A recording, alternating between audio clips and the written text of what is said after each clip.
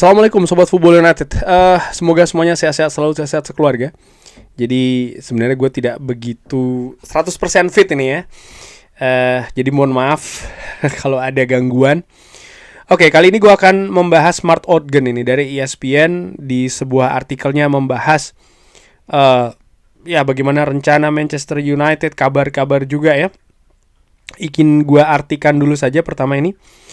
Rencana Manchester United untuk memperkuat opsi lini tengah musim panas tahun depan ini telah dipertajam dengan prospek untuk bisa menghemat 1 juta pounds per pekan dari tagihan gaji dan melakukan investasi kepada pemain ya, khususnya untuk menambah pemain-pemain muda, pemain yang berenergi dan memiliki valuasi jangka panjang sebagai jantung dari tim.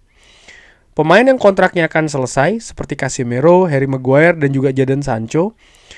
Ditambahkan juga kepercayaan tentang Marcus Rashford yang akan cabut ya, di mana gajinya adalah 325.000 pounds per pekan. Ini akan memberikan Manchester United untuk bisa menghemat pengeluaran yang cukup banyak ya terkait dengan operasional pemain-pemain Manchester United itu sendiri. Manchester United sendiri juga disebutkan tidak ada rencana untuk menambahkan pemain tengah di bulan Januari, dengan klub menginginkan untuk menahan ya pergerakan di bursa transfer sampai dengan musim panas, di mana disebutkan mereka akan memiliki kemampuan nih untuk mengejar pemain-pemain top. Manchester United dikabarkan oleh Mark Ogden yang menurut gue ini agak sedikit bertentangan dari apa yang dikatakan oleh Fabrizio Romano ya. Manchester United ini menolak tawaran dari Chelsea yang memasukkan Romeo Lavia sebagai bagian kesepakatan Alejandro Garnacho karena mereka khawatir catatan kebugaran dari Romeo Lavia. Ini apa dikatakan oleh Mark Ogden.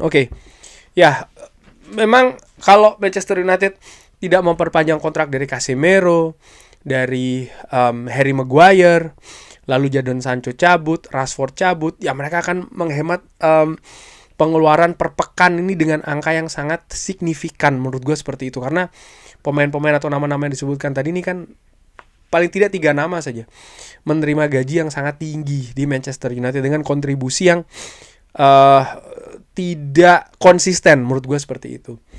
Misalnya Casemiro, musim ini bagus, tapi musim kemarin kan seperti apa? Harry Maguire, iya saat ini dari musim lalu pun juga demikian, tapi apakah dia bisa memelihara level permainannya paling tidak sampai dengan yang sama begitu ya untuk musim depan? Ini kan juga masih tanda tanya. Artinya memang ada lebih banyak peluang Manchester United dari sisi finansial untuk bergerak di bursa transfer, untuk mendatangkan pemain baru dengan angka yang lebih tinggi, dengan angka gaji juga yang lebih fleksibel mungkin.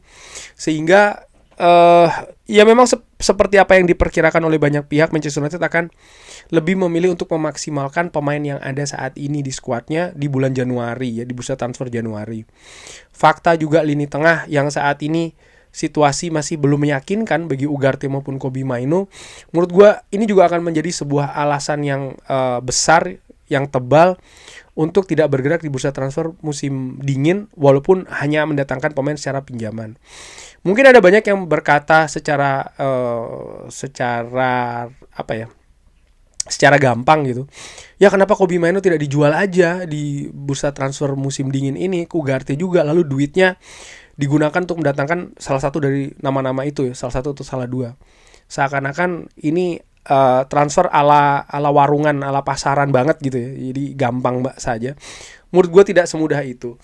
Ada beberapa komponen yang harus diperhitungkan. Nomor 1, bagaimana investasi yang dilakukan terhadap Ugarte ini belum lama begitu ya. Dan Ugarte dengan kapasitas ataupun juga catatan dia pernah bermain dengan Ruben Amorim di sistem yang kurang lebih hampir sama di Sporting. Ini kan kalau dari sisi manajemen pasti akan melihat ya apa yang bisa dimaksimalkan, apa yang bisa ditingkatkan. Dia pernah bermain dengan bagus di sistem ini. Kenapa sekarang ini masih belum?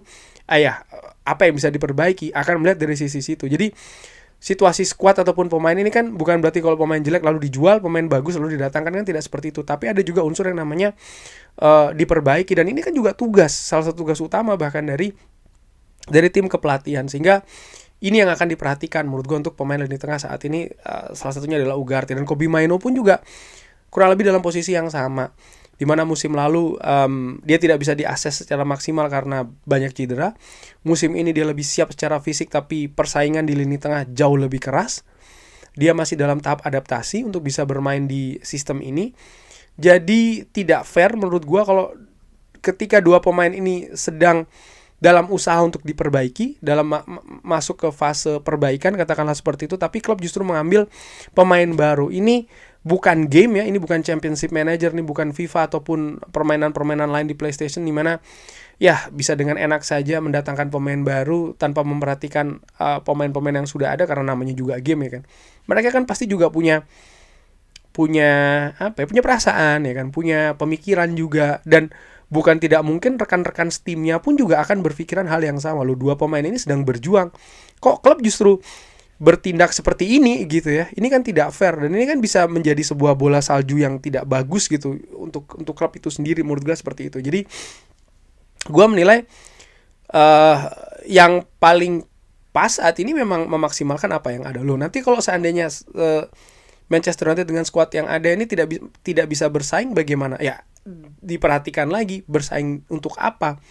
Kalau untuk bersaing memperebutkan gelar juara, ya menurut gue memang skuad yang saat ini tidak atau belum bisa begitu ya. Tapi kalau untuk bersaing memperebutkan posisi tiket kompetisi Eropa musim depan, menurut gue dari apa yang sudah ditunjukkan sampai dengan sejauh ini, ya Manchester United punya kapasitas untuk hal tersebut gitu loh.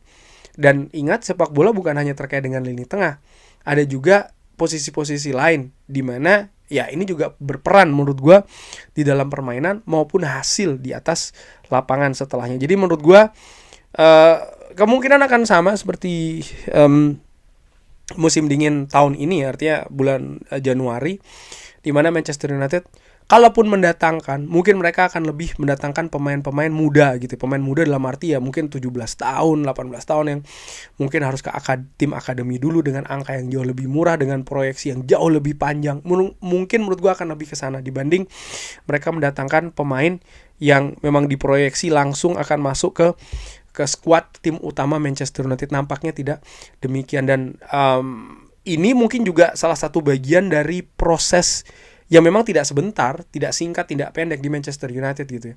Dimana ya mereka tahu rekrutmen itu penting, peluang itu ada lebih banyak di bursa transfer musim panas, disitulah mereka akan bergerak.